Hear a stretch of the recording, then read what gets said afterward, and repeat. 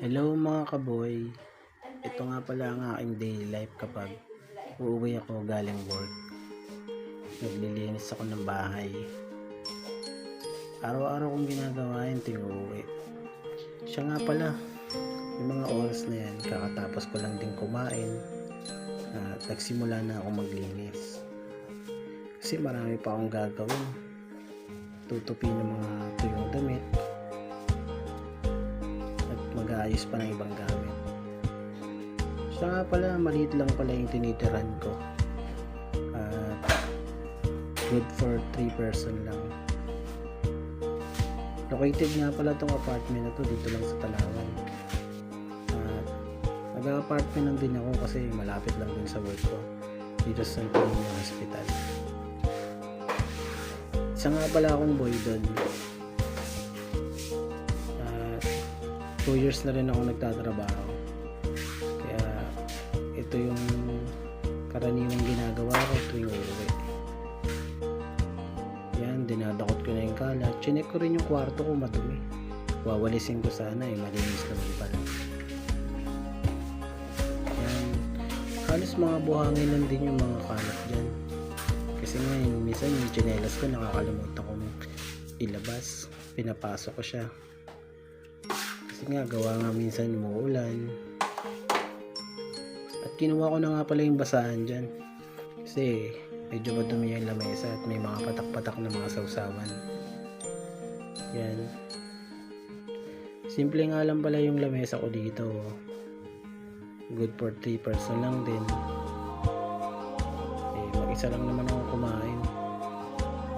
Kaya konti lang din yung kalat. Yung mga oras na pala yan, nilalaban ko na yung basahan. Kasi ginamit ko nga sa lamesa.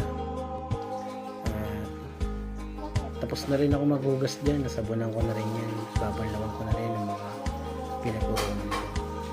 Siya nga pala, nakita nyo ako kumuha ng tubig sa pila. Kasi yung gripo, mahina na yung tulok ng tubig. Kasi pag ganitong araw, maraming gumagamit ng tubig niyan.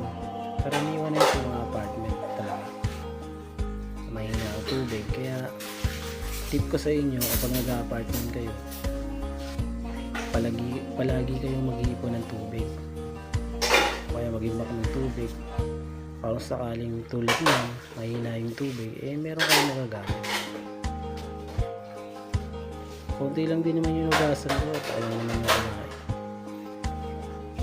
Binilisan ko na rin dyan kasi inaunta ko na rin ako gusto ko na rin maligo.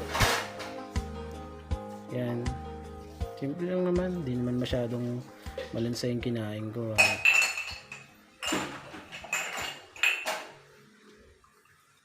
Pinunasan ko na rin yung pinagugasan kasi nga maraming talsik-talsik na mga sabon-sabon.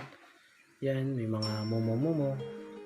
Tirang kanin. Piniga ko na rin pala yung basahan.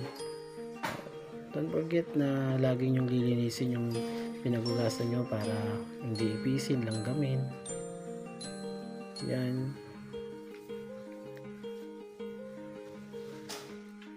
Chinik ko na rin yung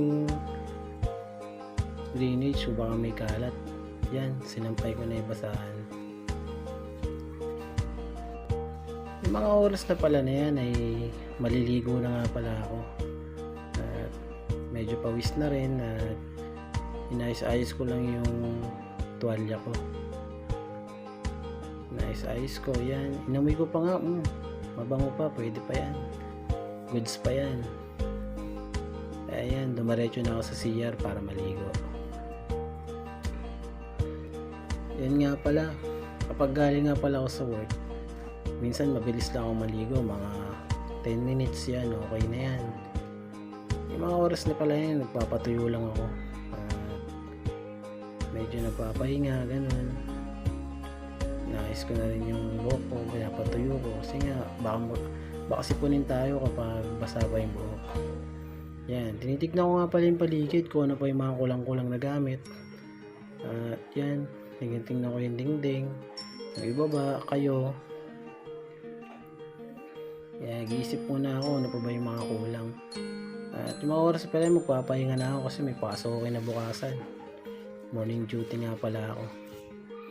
Kaya, yan, medyo tatayo na ako dyan at pupunta na sa kwarto.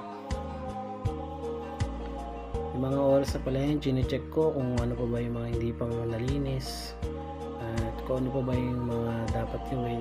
Yan, medyo okay naman, malinis na yung loob. Kaya papatayin ko na yung ilaw.